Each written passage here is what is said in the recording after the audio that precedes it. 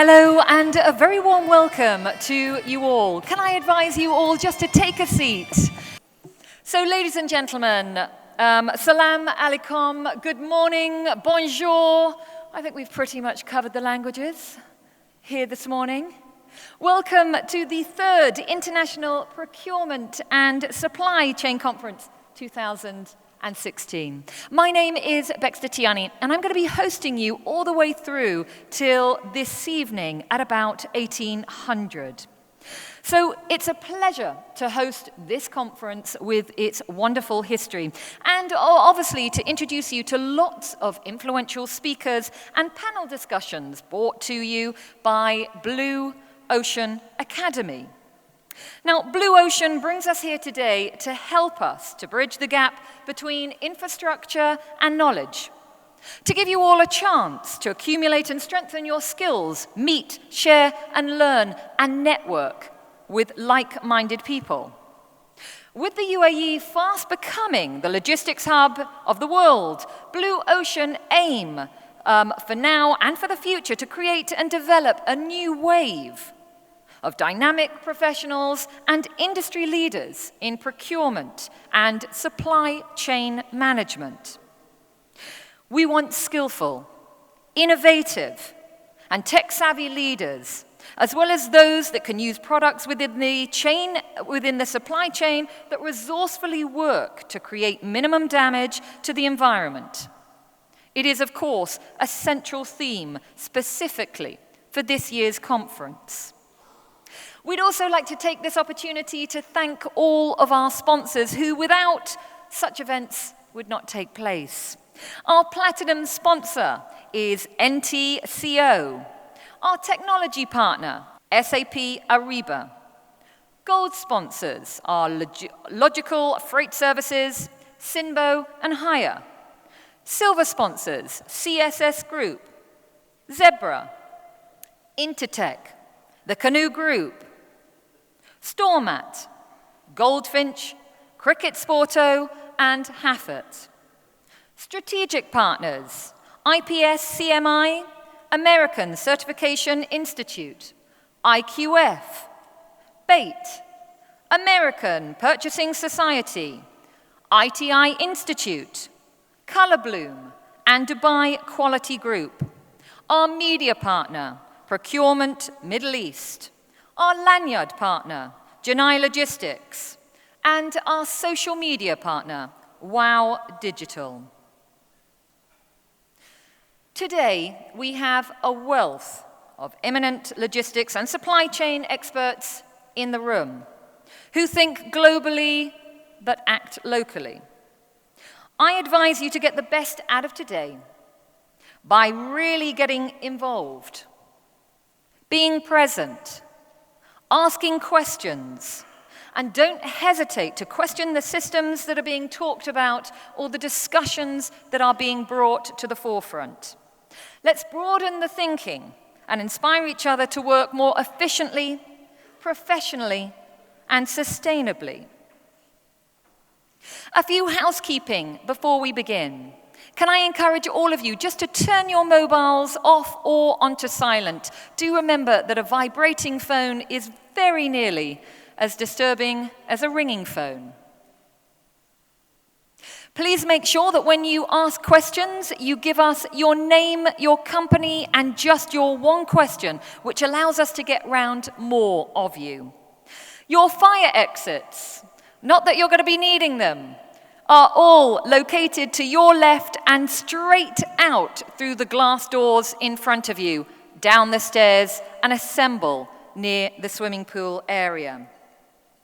And during your breaks, you're going to hear a little bell. May I encourage you that as soon as you hear that, can I ask you all to return so that we can keep on time? One of the many pleasures of my job. So, to begin, a long line of wealthy and knowledgeable experts. I'm delighted to welcome our first speaker to the stage. It's John Ellis, who has more than 30 years of experience in business development, consultancy, and training in the field of logistics, airline, cargo facilities, aerospace supply chain, free zones, and aero parks. And he has developed and successfully sold a number of companies he started.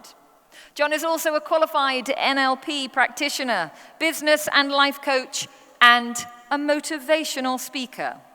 Ladies and gentlemen, please warmly welcome to the stage John Ellis, Chief Operating Officer, the Blue Ocean Academy.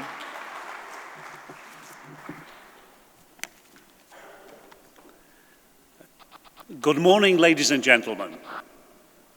On behalf of Blue Ocean, the Middle East's largest knowledge empowerment enterprise, welcome to an exciting day ahead. Today's conference is arranged by Blue Ocean, and I'd like to provide you with a brief overview about Blue Ocean to commence today's events. Blue Ocean are proud to have been in training for 18 years. We have also now trained more than 75,000 alumni from various different parts of the world. We have a global network of certified trainers, prestigious international certifications, multinational partners, and headquartered here in Dubai, but we also have a presence in many other countries which are expanding, including Saudi Arabia, Qatar, Oman, Kuwait, India, Africa, and Sri Lanka. We're a trusted training partner now for more than 400 corporate organizations throughout the Middle East and worldwide, and we're an ISO 9001-2008 certified training company.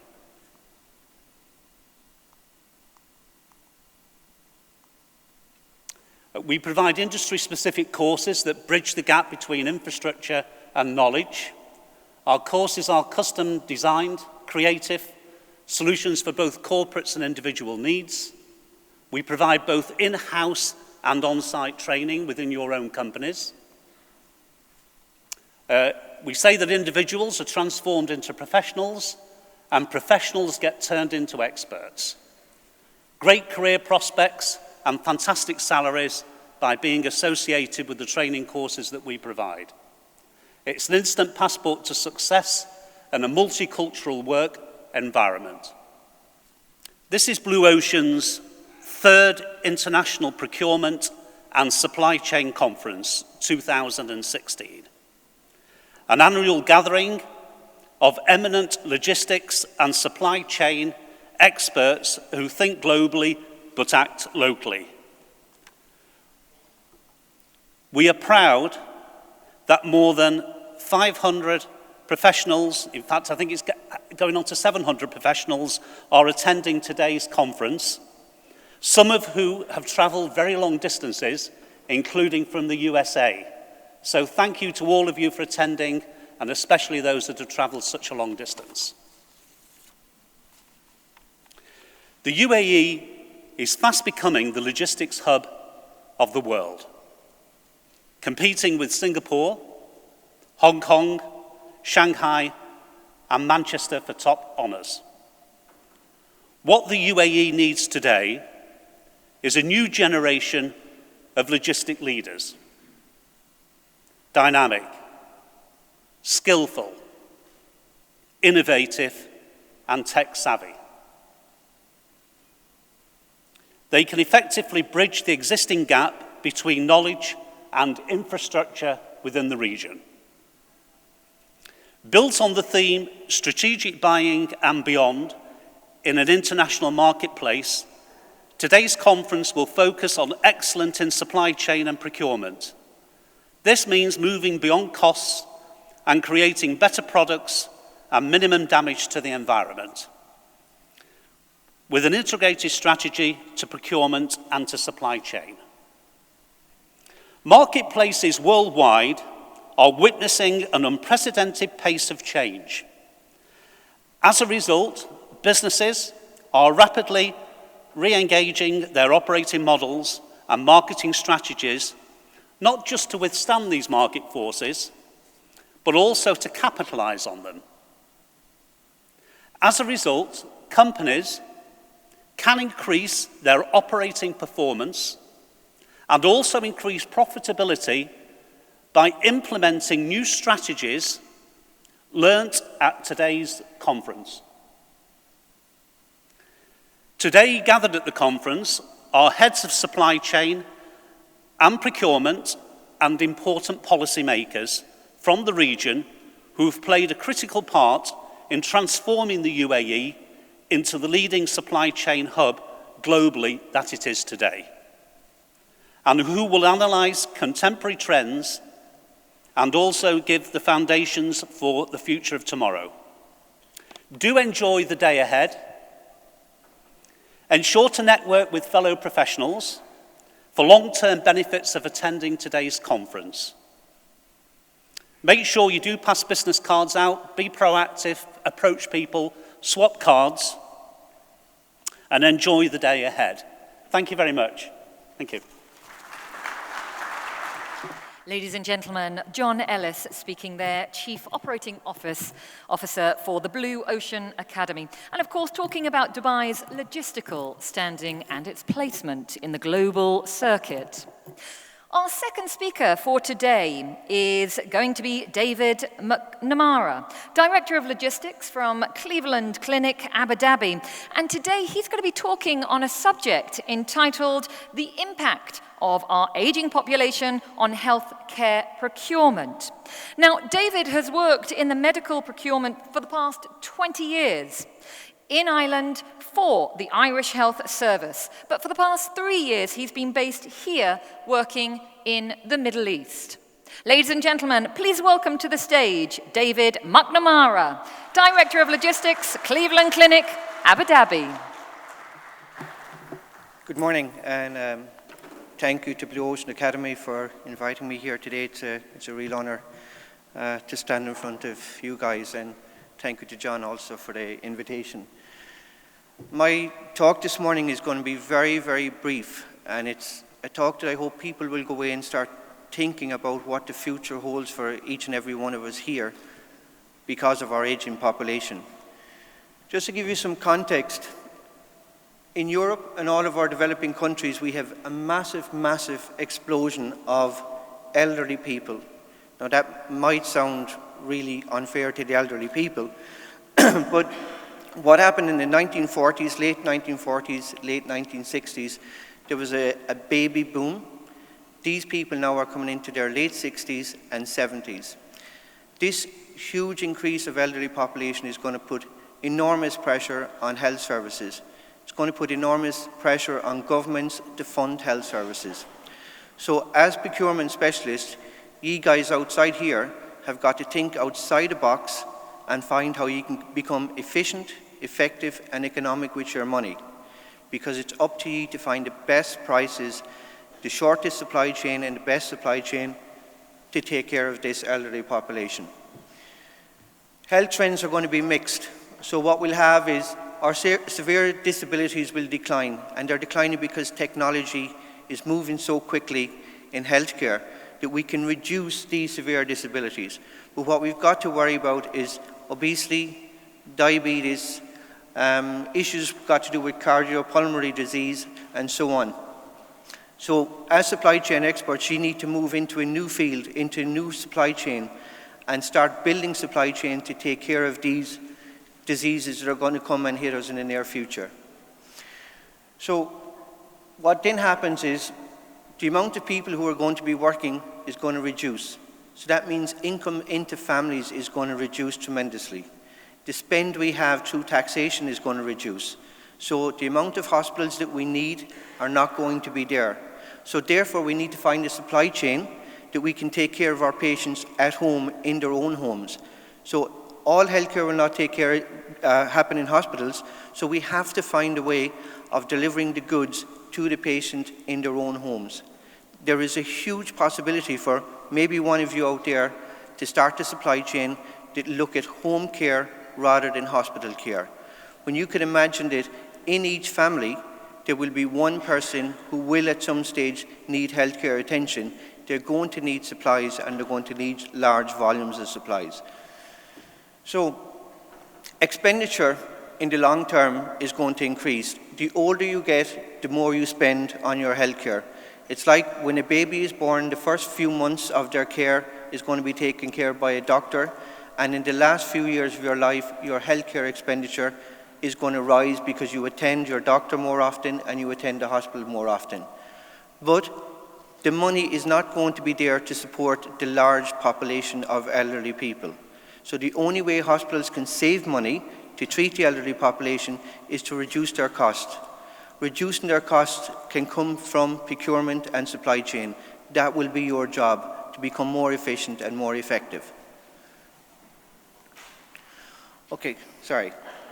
So we'll just take some figures, the facts, and this is just European facts, but they're going to be mirrored here. It's going to happen quite soon. So in 2016, EU countries spent 14.2% of GDP on healthcare. And if you look at where it came from in 1988, it was only 7.3%.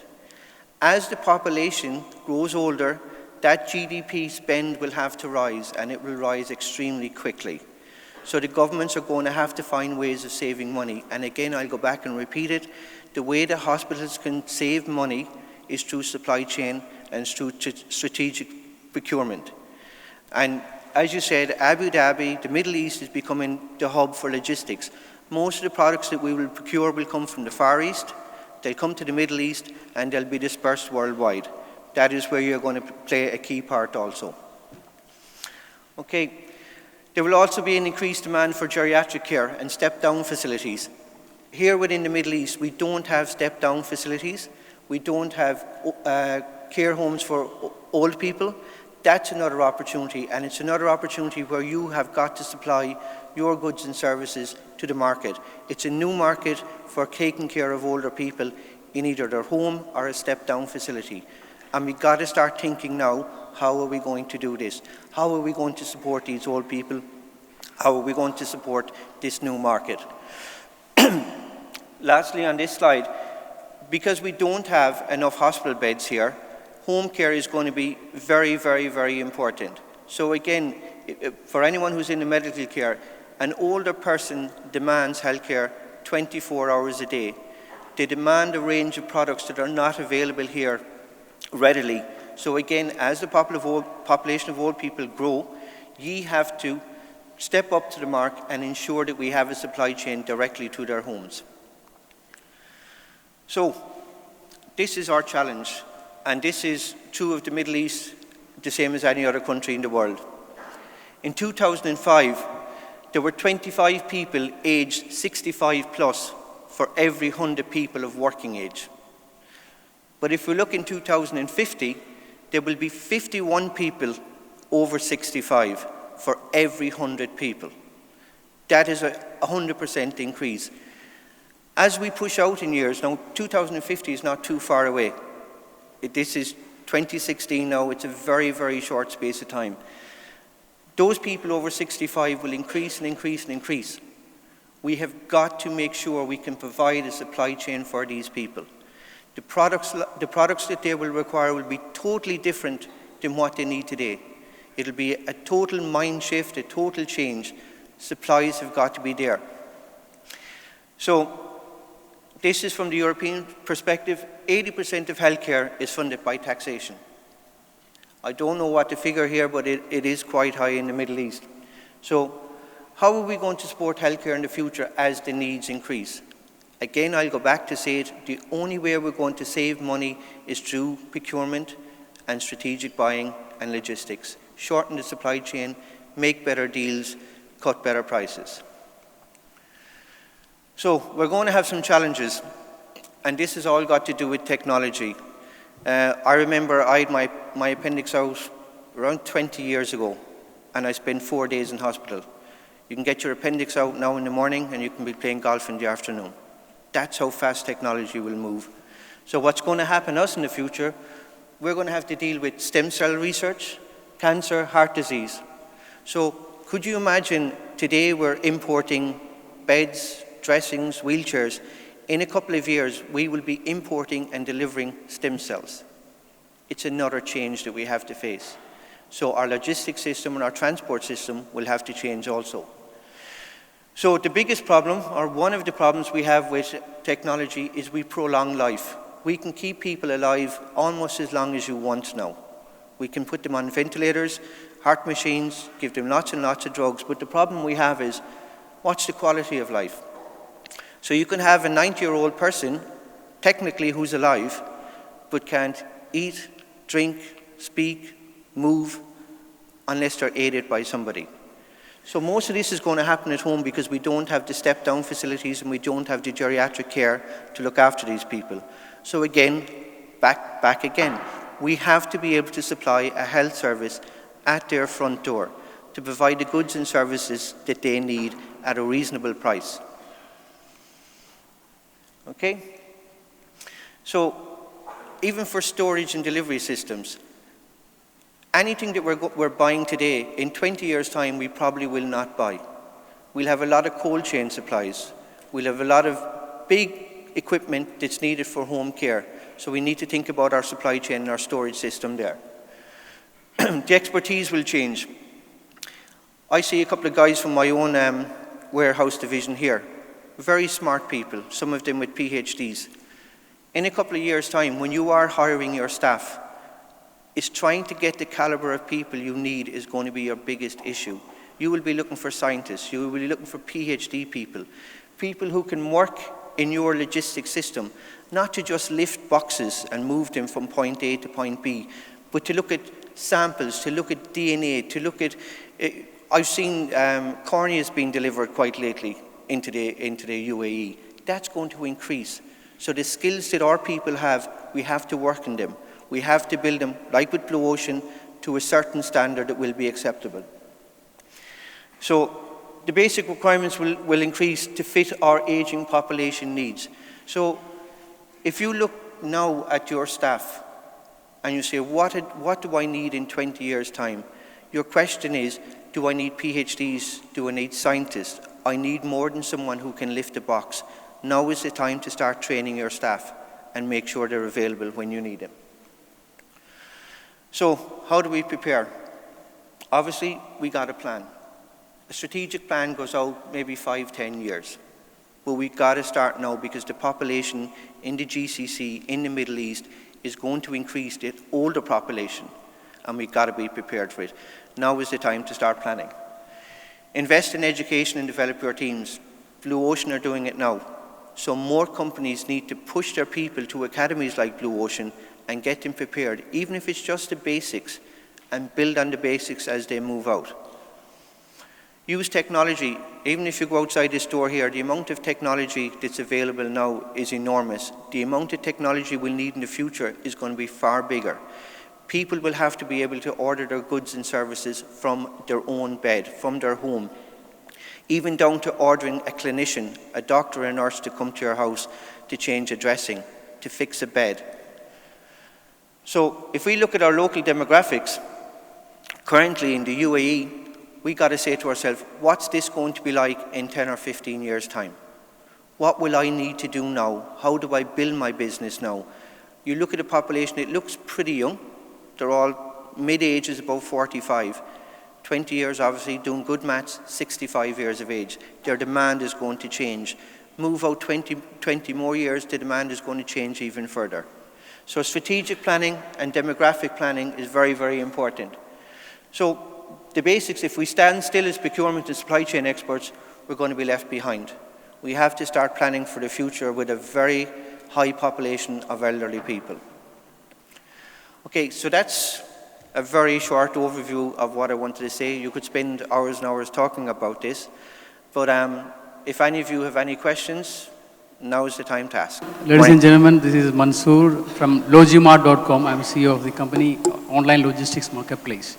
I just would like to know what's the impact of digital printing, 3D printing in the same domain you are talking about.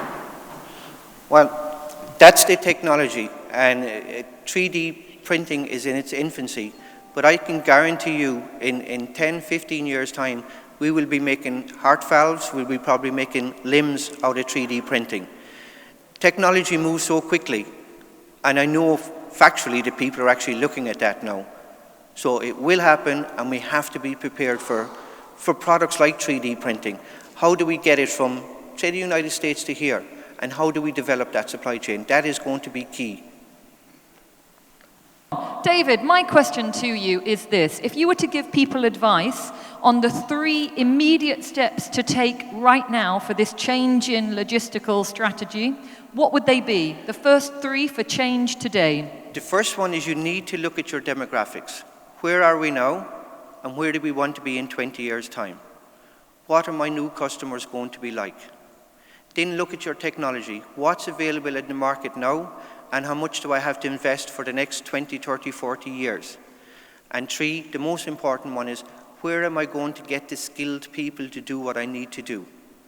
And it's here in academies like Blue Ocean that we start building those people.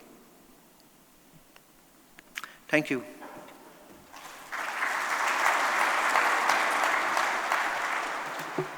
Ladies and gentlemen, many thanks for your questions, sir. Do remember in these conferences, we welcome and encourage your feedback and interaction with our speakers. So, ladies and gentlemen, David McNamara, thank you very much. And of course, highlighting there the forward planning needs that are going to be increasing enormously as you go forwards. And of course, the need for strategic change in direction. Can I invite onto the stage John Ellis, COO of Blue Ocean Academy, just to give a momentum to our lovely David. Ladies and gentlemen, a big round of applause for David McNamara. So, ladies and gentlemen, let's meet our 3rd speaker for this morning. And of course, it's Kurt Warren, Associate Operations Director, Supply and Logistics Department, New York University, Abu Dhabi. Now, he's going to be talking on the subject of supply chain ethics in the MENA region. Now, Kurt's career has spun over 30 years, with concentration on operational excellence, supply chain optimism, logistics, procurement, and he holds a MSc and has fellowship status with CIPS, ISO, IOSCM, CMI, and CILT, in addition to being a CISCM and a member of the American Purchasing Society. Kurt, could we have got any more acronyms in that sentence? Ladies and gentlemen, please welcome to the stage, it is Kurt Warren. Assalamu alaikum. Good morning, ladies and gentlemen. The only reason I've got so many acronyms is because I'm old, okay? The older you get, the more things you get in your name. So what I'm going to do for the next 25 minutes is I'm going to talk to you about something, this isn't working, my friend, to talk to you about supply chain ethics within the Middle East and North Africa. I'm very fortunate to work for a university, and it gives me the opportunity to carry out research. So this research I carried out is to do with the ethics of the professional working in procurement and supply chain.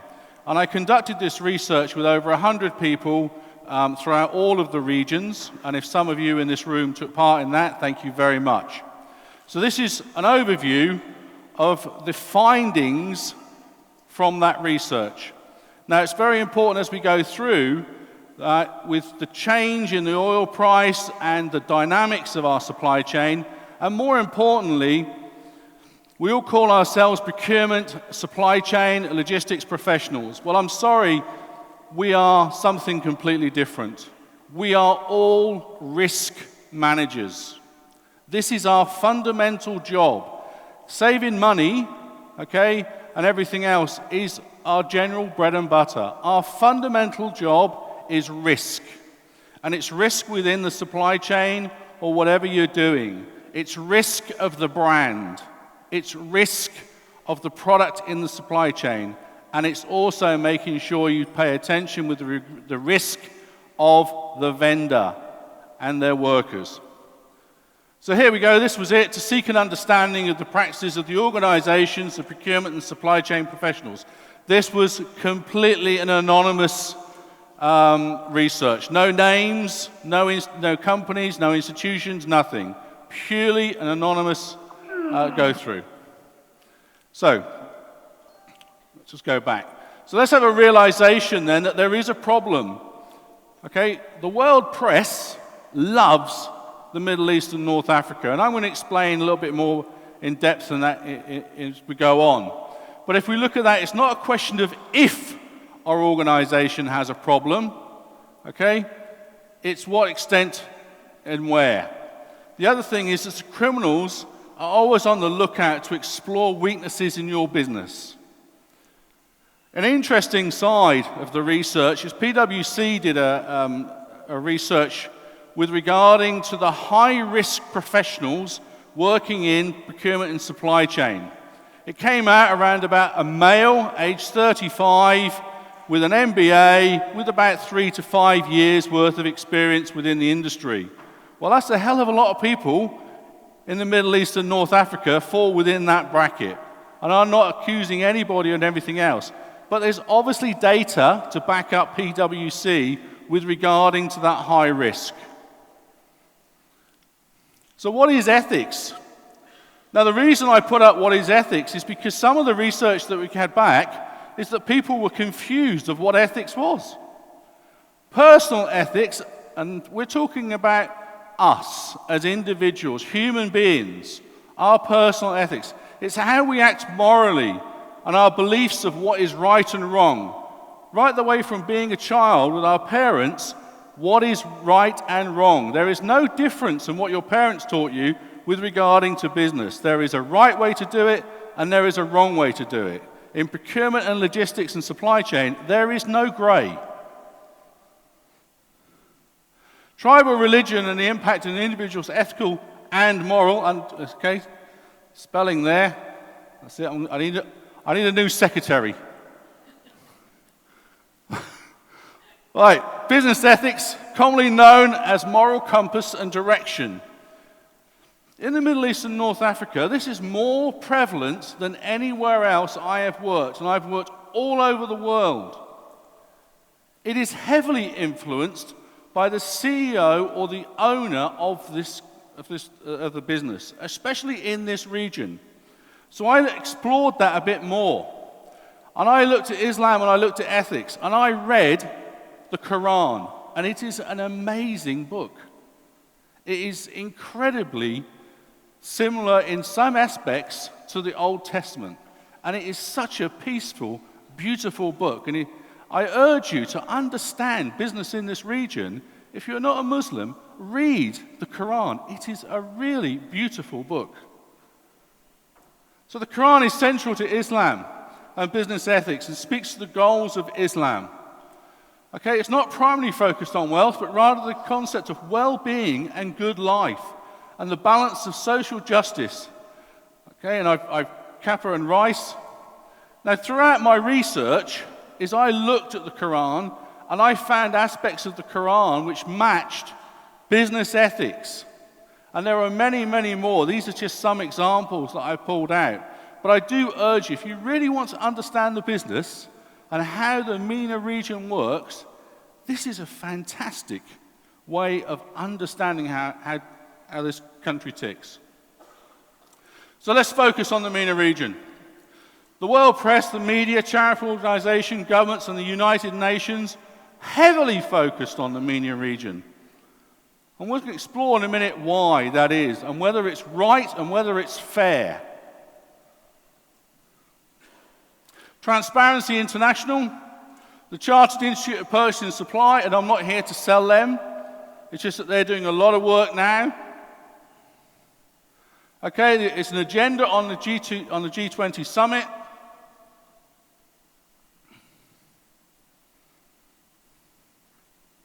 Okay, is such attention fair and justified? Well, to be honest with you, I don't believe it is. If we look at the top 10, okay, the top 10 areas with regard to modern-day slavery, unethical behavior, and everything else, the Middle East and North Africa is 7. The UK 1. The USA is number 9. So we have 10, 9, okay, 8, 7. If we look at the worst, and this is the crux of the issue, The worst is Asia.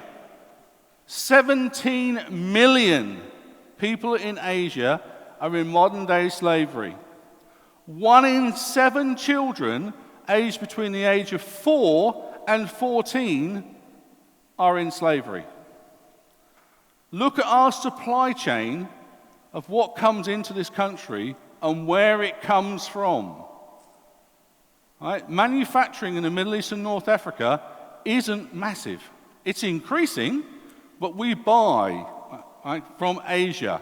The highest area, 17 million children aged 4 to 14. So corporate social responsibility. These are some of the questions that we put forward with regarding to the research. Is our senior executives within the Middle East and North Africa champions? A staggering 90% came back and said, my CEO is a champion of corporate social responsibility. That is amazing. Okay, almost 60% came back and said, corporate social responsibility is part of our mission statement. Therefore, everybody within our organization understands corporate social responsibility. We have a whistleblower program within our company, and we also have a whistleblower program within our supply chain. Modern-day slavery does not exist at all in any of our companies. I don't agree with that. But it came back with 100%, okay, it doesn't exist. And the reason I don't agree with that is I'll explain later on. Audits are critical to enforce corporate social responsibility. How many people here audit past their first tier supplier? Nobody's put their hand up. So how do you know that modern-day slavery doesn't exist within your supply chain? Supply chain is critical to the reputation and the risk of our organization. So we're going to jump straight on to procurement social responsibility, and I'm having a technical problem here. Okay, so procurement social responsibility. This is very, very new within this area. There was a lot of conflict with regarding to procurement social responsibility and corporate social responsibility, and people were getting the two mixed up. Excuse me. Procurement social responsibility is the environmental responsibility, the human rights, the corporate governance, sustainability, impact on society, ethics, and ethical trading and biodiversity. This is our mission. As procurement and supply chain people, this is our number one priority. Price, quality, and delivery. Unfortunately, over 70% came back and said, this is more important than ethics, because my manager, not my CEO, my manager is more interested in the price, the quality, and the delivery. Okay, protects the organization and reputation. Overwhelmingly, people came back and said, absolutely. Going back to the point of we're risk managers. Gifts. Now, there was a lot of controversy with regarding to gifts. The demographic of the younger participants within the survey said, gifts? Of course we have gifts. That's just like salespeople getting a bonus. Whereas the older generation and the ones that have been longer in the tooth with regarding to being in the profession have said gifts are not acceptable. We do not take gifts. So we go back to the old problem with regarding to PwC and their research of the younger generation, and also the yin-yang with regarding to salespeople and procurement people, and why doesn't procurement people get a percentage of the savings and everything else? But that's a different subject, and we can go into that a great deal. But the overall thing is gifts aren't acceptable. That's gone. So business ethics. Again, senior executives are role models of business ethics. They lead the way. And this goes back to the moral compass of the organization. Business ethics in our organization is well known. Everybody from the cleaner to the CEO understands our policies and understands business ethics. Okay, unethical business ethics has had a negative effect on our organization. Has had a negative effect. Last month, the oil worker, procurement manager, excuse me, earned 73,000 dirhams a month, decided to take a bribe of 150,000 dirhams, and now he and his sales guy, who tried to sell it to him, are now doing 3 years in prison. The world's changing. Thank you. Training. This is really, really important, and this is an area where Blue Ocean and other institutions are stepping up. Training with regarding to ethics and understanding the risks within the supply chain is the fundamental thing to happen. It must appear in your training program. It must be part of Blue Ocean's vision. It is part of other institutions that I belong to, of their vision. And there are also qualifications, and Blue Ocean will drive forward and do that. And I urge every single one of you to become an ethical buyer. Now,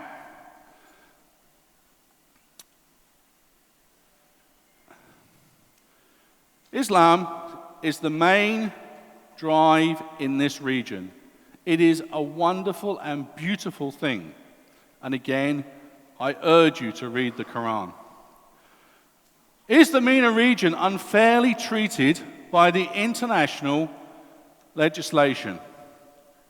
Yes, it is. I personally believe that the MENA region is unfairly treated. And I'll explain further why it's unfairly treated. Organization confirms to our federal laws. No, they don't. We're not interested in your federal laws. And I'm going to put up all the federal laws of the MENA region, the GCC. I wonder how many of you actually know the federal laws responsible within supply chain. The MENA region has the same ethical standards as others throughout the world. Okay, the regional laws are more important than international laws. And WASTA, my favorite subject. I wrote a paper about WASTA, and it says, gold, frankincense, and myrrh. No, thank you. I'd rather have WASTA. WASTA is not part of business anymore. The research has shown it is disappearing. It is still there in the government side, but business to business, it is disappearing. Supply chain risk management. Who actually does map out their complete supply chain? If you think of a tree with no leaves and you've got the branches and the trunk, it's very easy to see your supply chain. As soon as the tree gets covered in leaves, because you've got thousands and thousands of suppliers, you can't see the supply chain. All of a sudden, there is a problem in your supply chain. And the reason being is 2 of those leaves have died or affected your supply chain. But you can't see it because you have so many leaves on the trees that you can't actually see the branches of the supply chain. Keep your supply chain simple, agile, and audit it. There's no ethical issues in our supply chain. Overwhelming. No issues. How do you know? You didn't audit it. Okay, do you believe it's vital to do audits? Yes, absolutely. 100% came back. Vital. But they don't do it.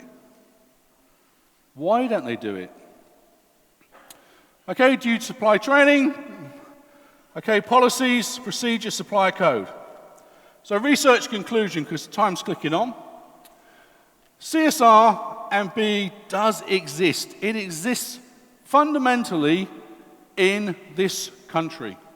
In every country within the MENA region, it does exist, but it's not embraced. Okay, purchase social is not well known, is confused with CSR. Poor understanding of the federal and international legislation, which we're going to go through. Senior executives, they want change. They absolutely want the change. In a survey in the UK, out of the CEOs were asked, how many of you know your supply chain? What is your biggest risk in your organization? Overwhelmingly, supply chain is my biggest risk. And okay, so how well do you know it? Only 3% knew past the first vendor, and they only went to the second vendor. They didn't know. Look at Nike, Tesco's, Marks and Spencer's, and everything else. Millions and millions of dollars written off their share price because of an issue in the supply chain. No real evidence of supply chain risk management. Profile of the professional falls in the high-risk profile.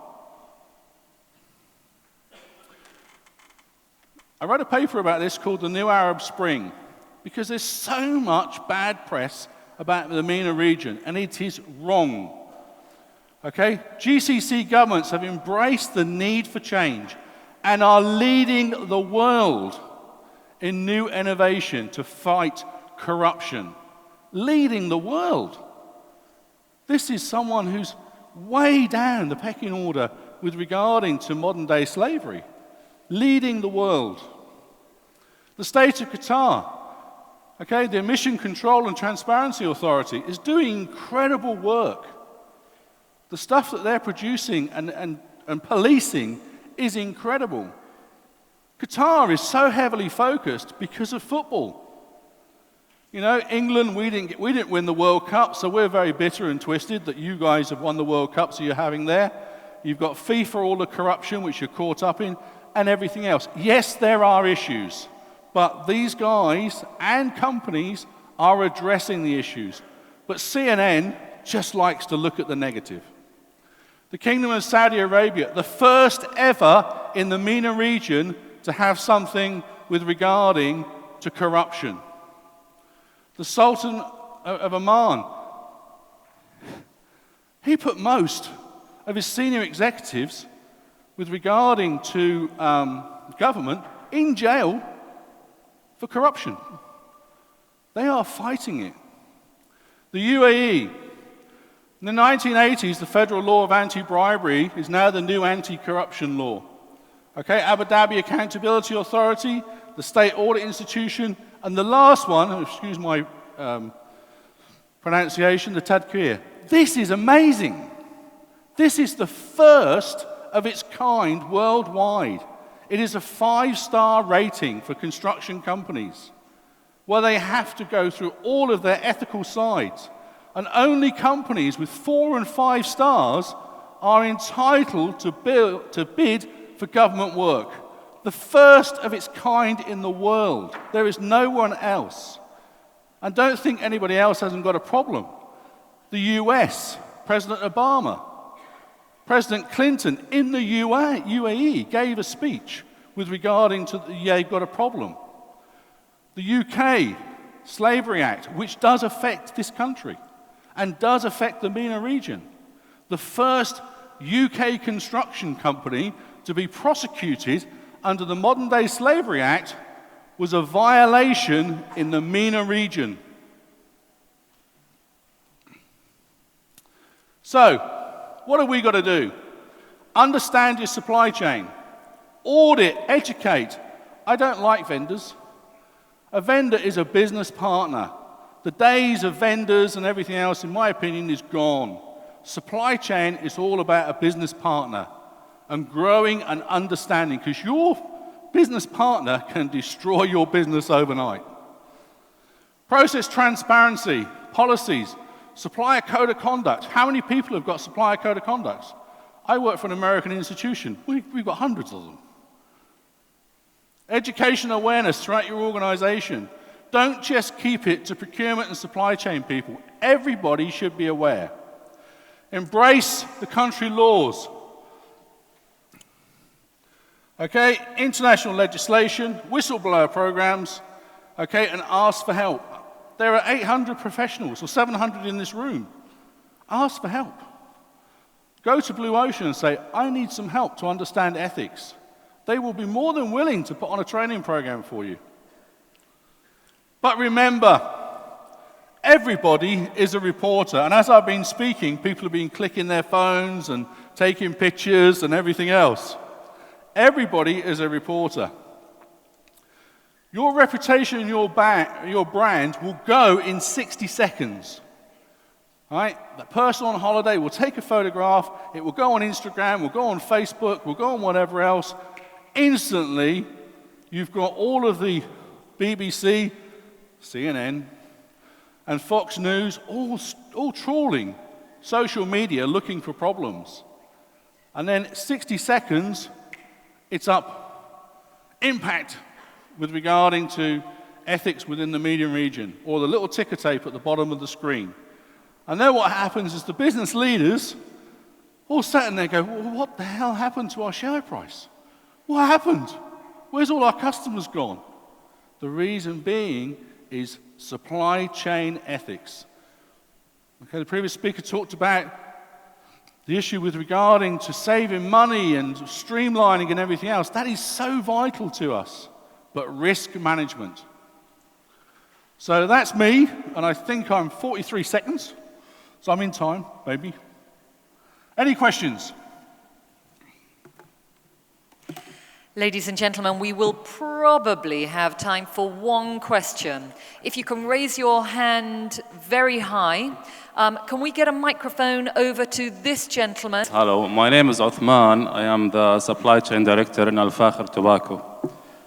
Thank you, Kurt. It has been a pleasure to be here. My question, there are many companies around the world now who wants to have an effective internal control structure, to minimize the possibilities of fraud and corruption. When you have such systems in your company, it somehow impacts the flexibility and effectiveness in your operations. My question is how we can improve and optimize the internal control structure without having an impact on flexibility and effectiveness. Thank you. Great question. So if I get this right, is that how can you restructure and everything else with regarding to an impact on your organization with the ethics? Is that correct? Right about that? How you can optimize your operations without having a negative impact on flexibility and effectiveness. Okay, so how can you optimize your organization? Okay, I could come back to you with several questions in why you believe ethics within the supply chain and everything else would have a negative impact on your organization. Well, I've worked for massive organizations, Continental Tires and everything else, all the way through. Everybody from the cleaner to the CEO has training and awareness. Also, the key thing is education and awareness training, right, for the pure optimization of your supply chain of every single person, vendor, etc., within that. Another great initiative that could be done by Blue Ocean is that they can run training and awareness programs for all of your vendors. Come and host it for you and run the training. The key thing for optimization in your organization is training and awareness. Once you've got that, the next thing is known as big data. Social media. I track all my staff's social media. I'm sorry, but I do. I don't need their permission because it's open in the web. Right? I know exactly what they do. When someone phones up and says, do you know what, I'm not very well. Or, hey, look at that, I'll give you an example. I had a junior buyer work for me in Continental Tires. He came to work in a very small car. The weekend, he came to work in a brand new Ferrari. I knew exactly how much he had and how much he earned, but what I didn't know that his dad owned most of Tata. Okay, so I'm going the long way around this, but the key fundamental of your optimization is training and awareness. Right? And move your staff. Do not leave your staff in one job, in one area, forever. And also, the highest risk is never give one vendor to that member of staff. It's a vendor for the organization, not a vendor for that buyer. I'm going to be here all day, so if you want to ask more questions, please grab me. Ladies and gentlemen, Kurt Warren. And of course, Kurt there was highlighting the definition of ethics and obviously making a very interesting correlation between the Quran. He also highlighted on the absolute importance of knowing your supplier's chain. And the last point that I really picked up that I find really, really interesting was that they are no longer, or they should no longer be regarded as vendors. They should be seen as partners. And I think that's actually a very, very important point going forwards, understanding that they carry your brand out in a market. So thank you very much. And I'd like to invite Dr. Satya Menon, Director of Academics from Blue Ocean Academy, to give a momentum to Kurt. Ladies and gentlemen, Dr. Satya Menon.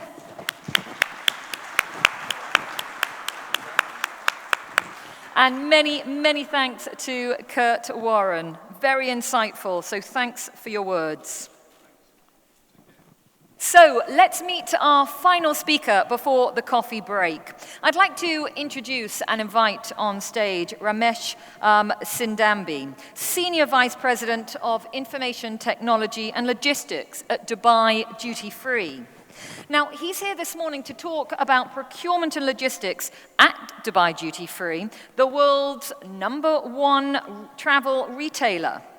Now, Ramesh leads the team that oversees the development of DDF's retail offer for both Dubai airports. And after starting the information technology function in 1987, he has led the implementation of all of their systems. Ladies and gentlemen, please welcome to the stage Ramesh Sindambi.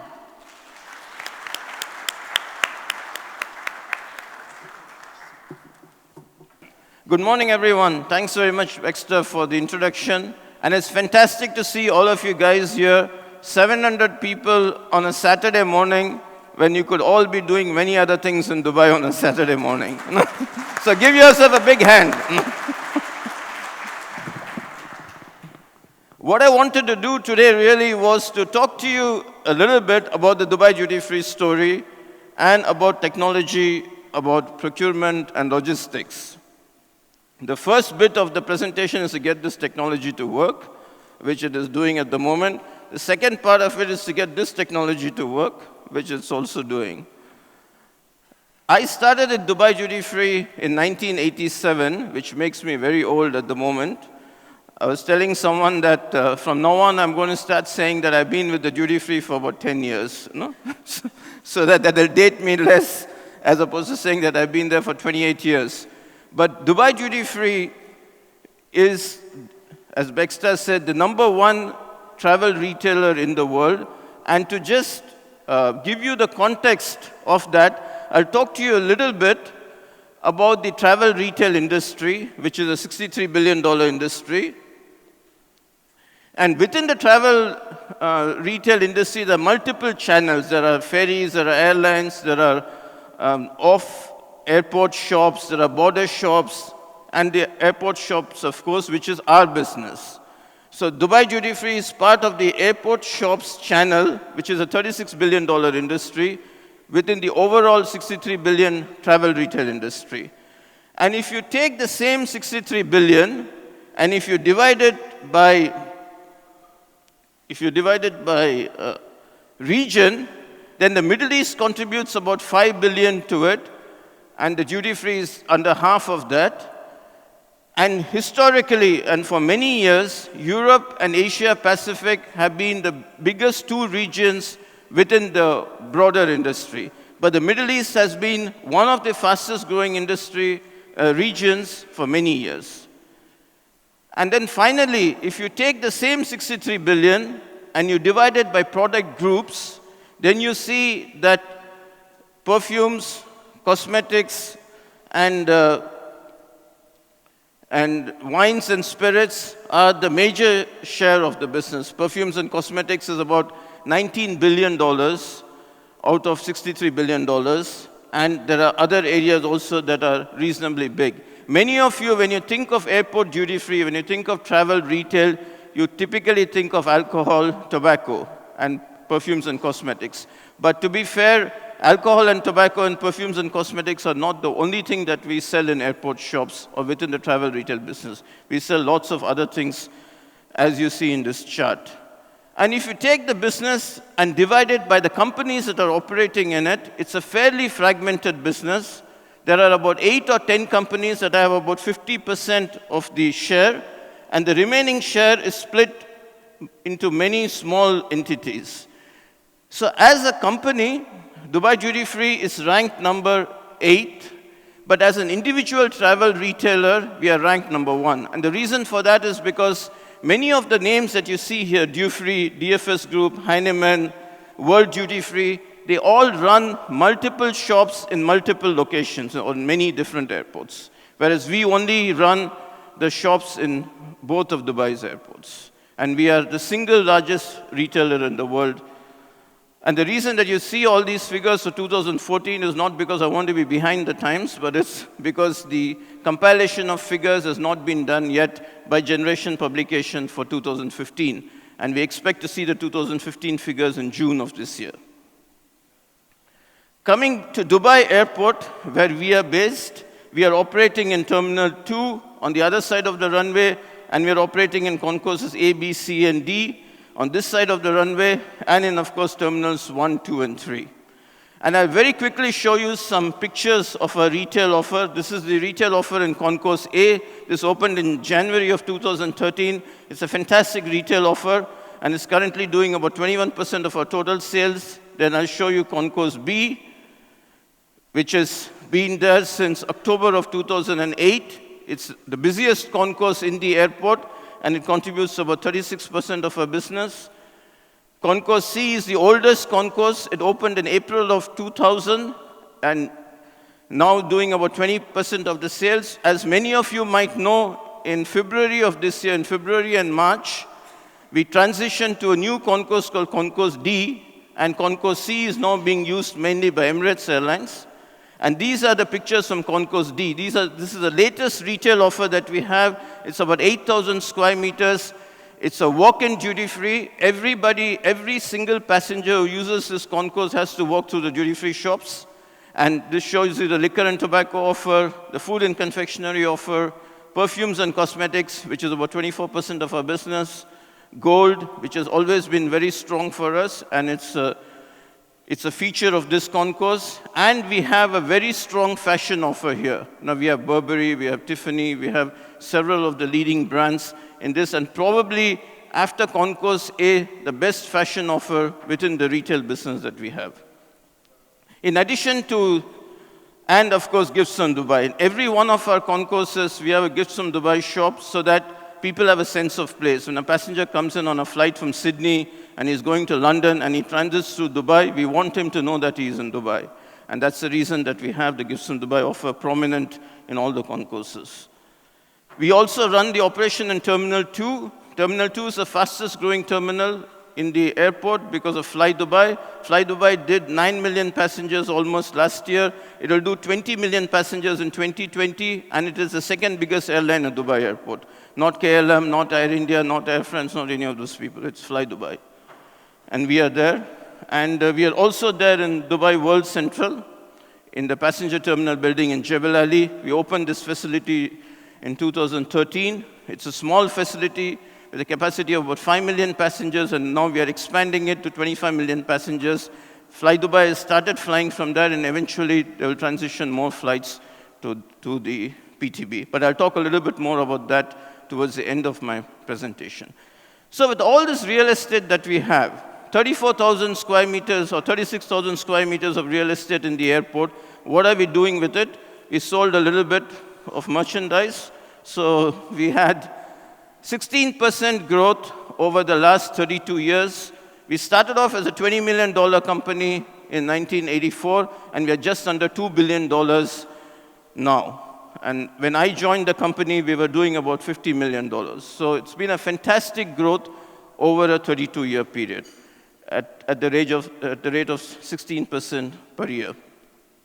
So this gives you the context to what I'm going to talk about next, which is the role of procurement, logistics, and technology, and which is the principal topic of this conference. In terms of procurement, the challenge for us really in procurement is the very wide, and before I start to talk about procurement, I'll give you a little bit of a background in terms of technology so that you understand what the challenges are as far as procurement goes. In terms of technology, we did many things over the years, but the big change that we did was in 2000, we implemented the Oracle E-Business Suite, and in 2008, we implemented the Oracle Retail applications, mainly to support the procurement function and the technology function within the company. And this diagram gives you a quick look at the technology infrastructure that we have. And all these things that you see in orange are part of the Oracle Retail applications. This is the Oracle E-Business Suite in red. Then the Oracle Commerce, our online offer, the point-of-sale system, and automation, the blue box at the bottom for the material handling and control system. So what I want to emphasize to you this morning is that in order to support a $2 billion business, in order to support a 24-hour operation, in order to be able to do 25 million sales transactions a year, you need a strong technology foundation to help the people who are in procurement and to help the people who are in logistics who are supporting the business. And for us, the Oracle Retail implementation was a very key part of that. And what the Oracle Retail implementation did in 2008 was gave the procurement people a much better way and an easier way of handling the master data, gave them better visibility in terms of merchandise and inventory across the organization, and helped them with things like price management, managing discounts, managing promotions, and all of those things. So those aspects, the technological underpinning that is there, helps them in facing the challenges. And the first challenge really for them is the fact that we sell a wide variety of merchandise. Most people don't realize that we sell about 24 different categories of merchandise, and we sell them in fantastic volumes. To give you an example, if you take confectionery and food, we sell about 16 tons of confectionery and food a day. 16 tons.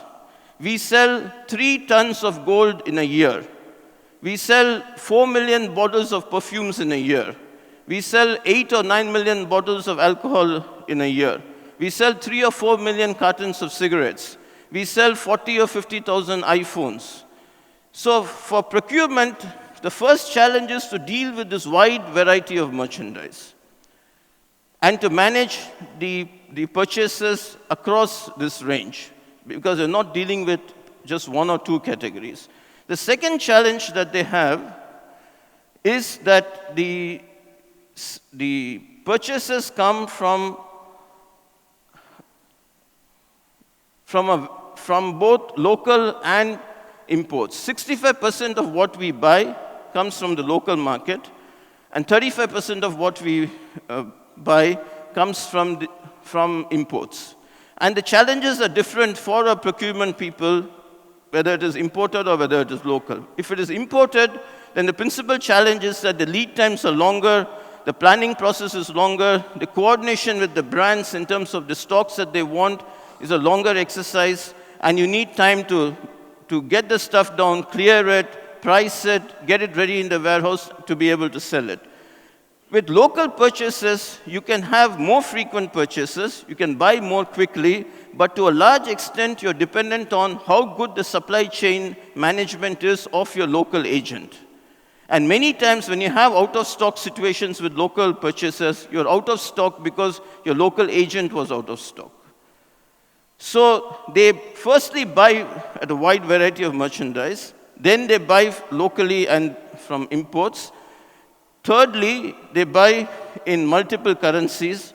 So for example, with our imports, 75% of imports is in US dollars, and then the other currencies, because many of the suppliers who are supplying goods from places like Europe have also gone to dollar pricing.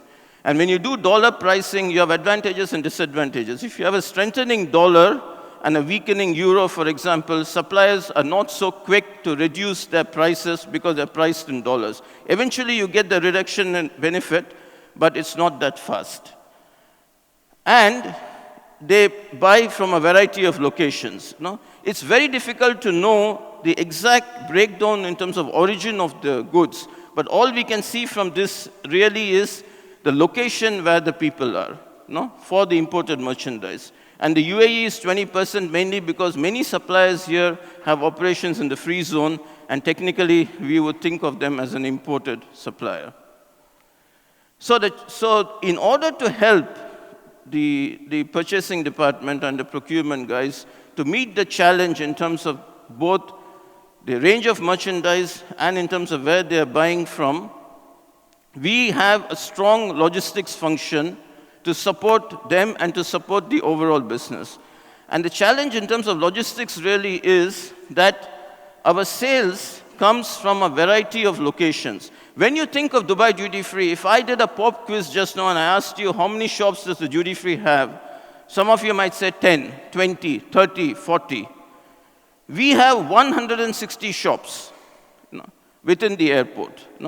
And not many of you would think of us as having 160 different retail outlets, over 36,000 square meters. And the sales on all these different concourses have, over a period of time, got more and more fragmented.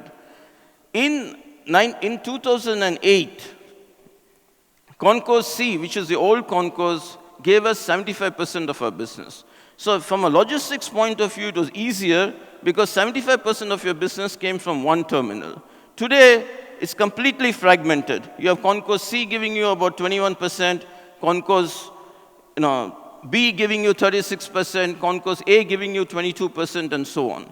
So the challenge in logistics really is to support a fragmented retail business on multiple locations across a big airport campus. And in order to do that effectively, and in order to do that properly, what we did was we built a distribution center, and we opened this in 2008 in order to do the logistics function as well as possible and to support a 24-hour business. And the central feature of the distribution center is a strong warehouse management system. And the warehouse management system is from Oracle Retail, and it's the boss, and it's the umbrella under which the whole operation functions. And the warehouse management receives orders from the merchandising system that I spoke to you about earlier, and directs the orders to various components within the warehouse and within the automation that we have. And we have 4 different subsystems in terms of automation. And the first one is this is just a shot of the receiving yard and the interior of the receiving. But the first part of the automation is we have a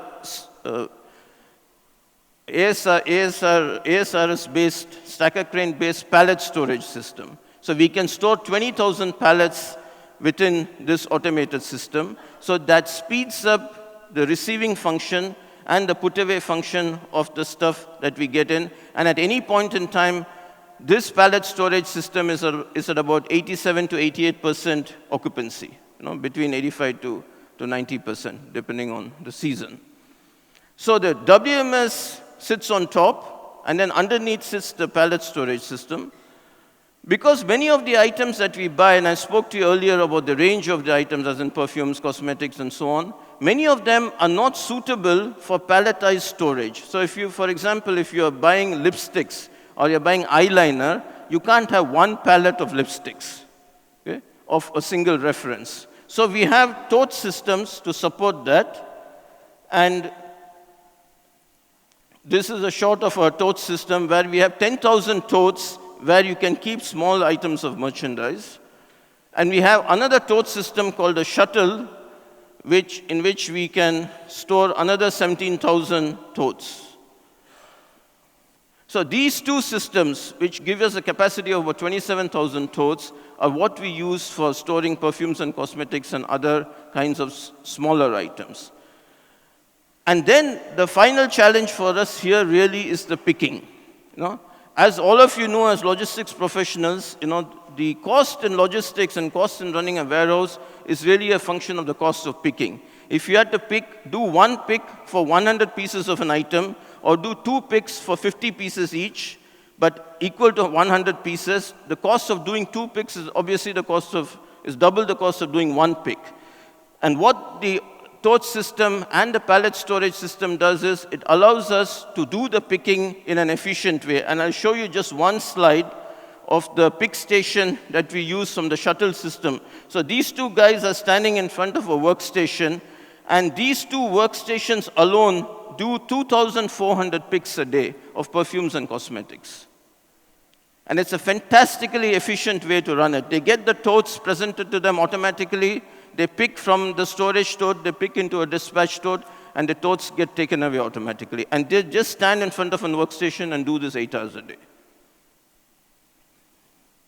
And after all the stuff is picked, they get consolidated, they get scanned, and then we send them to the airport. Last year, we sent 167,000 pallets of merchandise to the airport in 16,000 trips. So the message that I want to drive here, in terms of what you saw with reference to procurement and logistics, is firstly, have a strong technology base, and secondly, automate the warehouse if you have the volumes that we have. Because a question that we are asked frequently in presentations like this is, why do you automate? Why can't you just run a manual operation? And the reason that I always say, the reason we automate really is to get the ability to pick at these kinds of volumes and the ability to manage peaks. For example, our average picking per day was 7,300 picks in 2015. But on the 5th of December, we did 13,000 picks. So we doubled the number of picks on that day within the same amount of time because we had the automation and because we had the productivity in terms of picking. And we are an example of how you can have an automated operation running in Dubai, which is robust, which is resilient, and which is supported by the ecosystem that we have here. So there's no need for you guys to go to Munich or Milton Keynes or somewhere to see an automated operation. You can come to Dubai Duty Free and have a look. And it's really an example for this region, and now you see more and more retailers doing it. So that was a quick look at our logistics and procurement function. I'll spend 2 minutes on the future because the future is exciting, and everything in Dubai is, of course, always exciting. And the first bit of the future is Expo 2020, which is happening in the exhibition city area of the Dubai South development. This is a master plan of Dubai South, and the big bit here, this yellow bit that you see here, is all the future development of Al Maktoum International Airport. And the existing passenger terminal building is the small blue thing that you see here. So this blue thing is going to be expanded to take 25 million passengers, but this development will eventually be an airport for 135 million passengers. And 135 million passengers, ladies and gentlemen, to give you scale, is bigger than any other airport. It's bigger than Atlanta O'Hare. It is bigger than Chicago. It is bigger than any airport that you can think of at this point in time. So, and that is only in the first phase. We are building 2 concourses for 135 million capacity, and Dubai Duty Free is already working on the retail planning of this development for an airport that is expected to open in between 2023 and 2024. So that's what keeps us excited, that's what keeps us motivated, and all of us at the Duty Free are really looking forward to this development. I have a couple of minutes to take any questions that you might have, but thank you very much for your attention and for being here on a Saturday morning.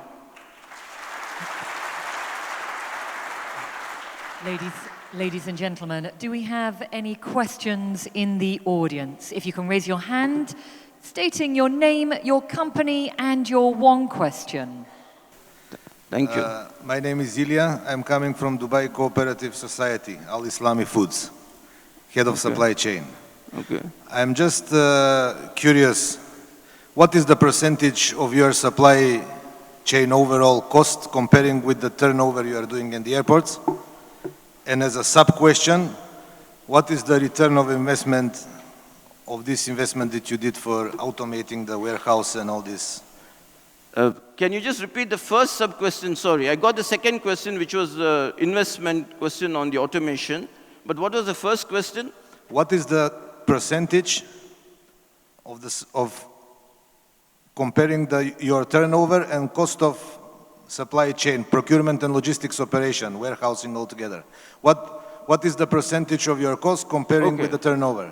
Okay. In terms of the cost of the function, the logistics operation, we don't break the cost down as a percentage of revenue. So any figure that I give you would be just a guess, because we don't break it down and we don't try and calculate what is the cost of this. From our point of view, both the investment in technology and the investment in logistics and the automation is absolutely central to our business. It is absolutely business critical, and our business cannot function if we didn't have the investment that we have because of the size of the airport, the size of our retail operation, and what is the expectation from the passengers. So I can't give you a number, but what I will do is that I'll be in touch with you on email, and if I have a better feel in terms of percentage of revenue, I'll be happy to share it. And in terms of the second part of your question, we invested approximately $200 million in the facility that you saw, both for the building itself, the distribution center, which is 27,000 square meters of area, and the automation inside and the racking and so on, and the head office itself, because we moved the head office from a building close to Terminal 1 in 2008 to this location. So the head office building, the distribution center, the automation inside, all of it is approximately a $200 million investment. Thank you, and thank you for your question. Ladies and gentlemen, Ramesh Sidambi.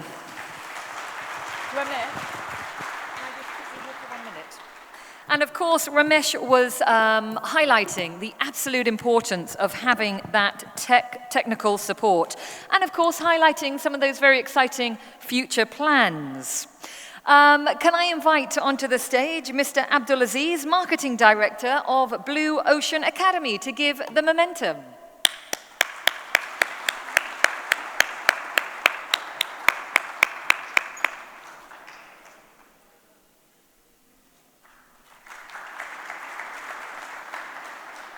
Many thanks, gentlemen, and thank you, Ramesh. So, ladies and gentlemen, do follow us on Twitter or Instagram on hashtag IPSC Conference. Do remember that after the break, we're going to be coming back with Rautha Hamid from the ETA group. And when you hear that little bell, can I encourage you all to return very promptly, just so that we can stay on track. So, ladies and gentlemen, coffee and croissants await you. We're going to be seeing you back in 15 minutes. Many thanks indeed.